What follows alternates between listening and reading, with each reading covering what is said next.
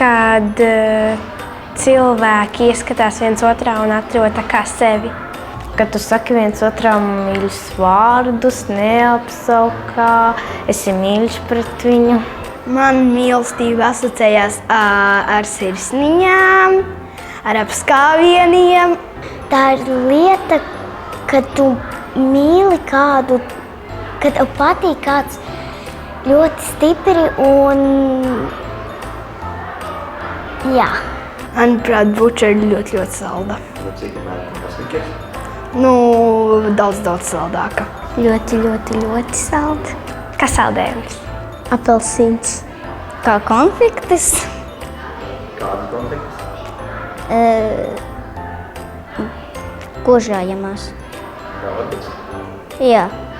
Valentīna diena, manuprāt, ir tā, kur cilvēki izturās ar cieņu pret visiem, ar mīlestību.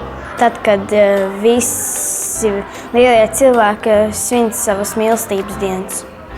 Manuprāt, Valentīna diena ir, kad apsveic to, ko tu mīli.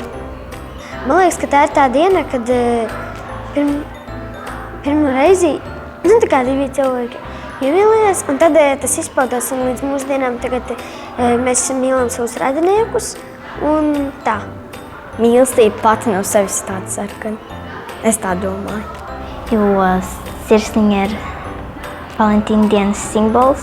No sirds tā kā iet viss tas ārā un sirds ir sarkana tādēļ, manuprāt, ka dēļ asinīm ir sarkana. Man stāstīja, ka sarkana krāsa ir ļoti pikta un stipra. Man liekas, ka tā ir sarkanā krāsā, jo mīlestība tiešām ir stipra, viņa ir nopietna. Es savu Valentīnu dienu svinēšu apskājot cilvēkus, dāvinot rozes. Ēdīsim kopā vakariņas un dāvināsim cits citam dāvanas. Uztaisīšu kartiņu, iedošu kādam un apskaušu viņu.